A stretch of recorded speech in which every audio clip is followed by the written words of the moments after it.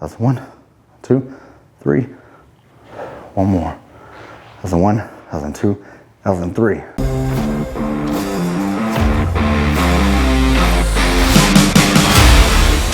Hey, what's up guys? Gary Walker here with liveanabolic.com. All right, in this video, I'm gonna give you another one of these cool dumbbell and resistance band workouts that's pretty challenging, but something you can do at home. It's gonna allow you to continue to progress to make sure that you're meeting all of your muscle building and weight loss goals, even if you're still stuck working out at home, all right? We've done an arm one. This one is all about the back. So I'm gonna give you 4 exercises, and the way I want you to structure this workout, do all 4, back to back to back to back, no rest in between, 10 to 12 reps of each exercise. At the end of the 4th exercise, rest 60 seconds, and then repeat that again for 3 to 5 rounds. That's how you wanna structure this, so the workout's not gonna take long.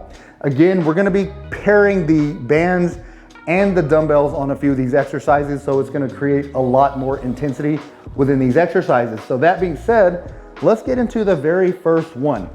The first one, we're gonna do a unilateral dumbbell row. Unilateral meaning one side at a time. The cool thing about the band here is you can adjust the resistance. You wanna double up on this because your back is a very strong muscle. You're gonna be able to do a lot more weight here.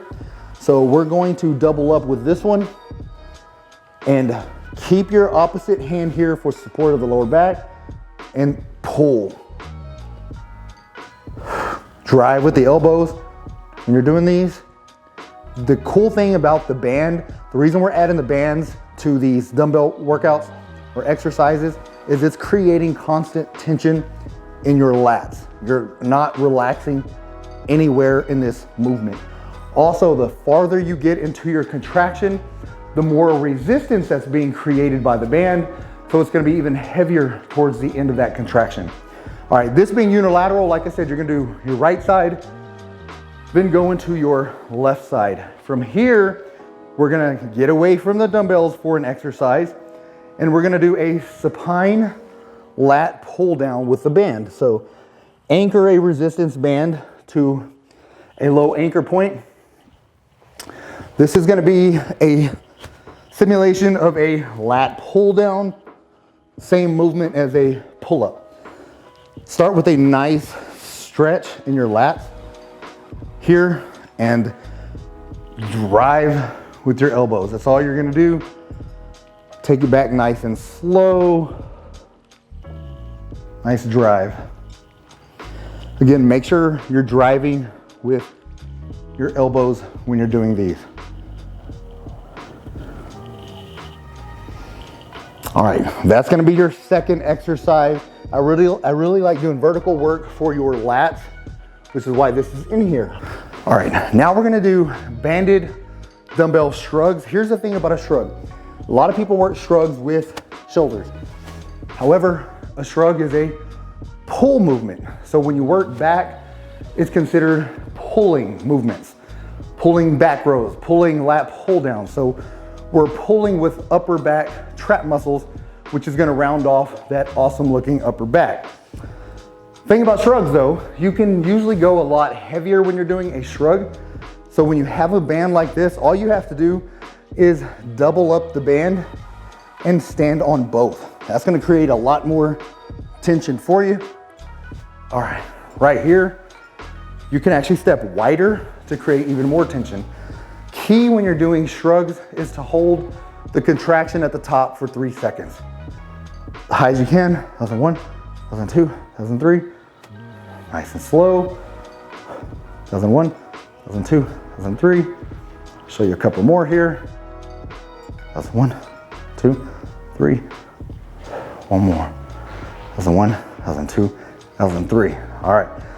The thing we're gonna do next. Again, we're gonna be doubling up the band because we're doing dumbbell deadlifts. Banded dumbbell deadlifts, so the key with deadlifts, going as heavy as possible. Typically, if you're just doing dumbbells, that's great. To progress from there, do a single band. Step on one side of the band. The next progression is doubling up to add a ton of resistance here. All right, so pretty similar setup to what we just did with the shrug. However, weights are gonna be at the ground, on the ground. Keep your hips high here, core tight, chest out, shoulders back, and pull. Key when you're doing any kind of deadlift is to hinge at the hips. So get your glutes back, allow the weights to come down, drive back up. Again, we're shooting for 10 to 12 reps of all of these exercises. So these will actually get pretty heavy towards the end of the rep range for you. All right, so that would be your fourth exercise in the sequence.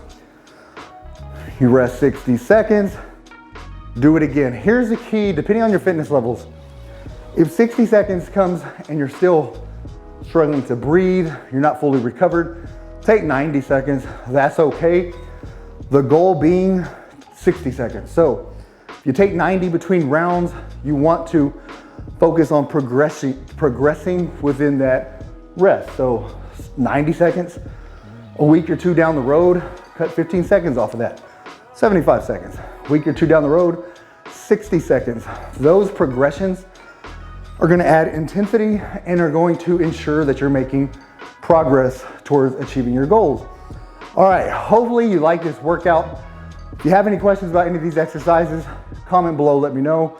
Also, give me a thumbs up, let me know you like this type of video, and subscribe to our channel if you haven't already done so. That being said, that's all I got. Get busy, get after it, and God bless.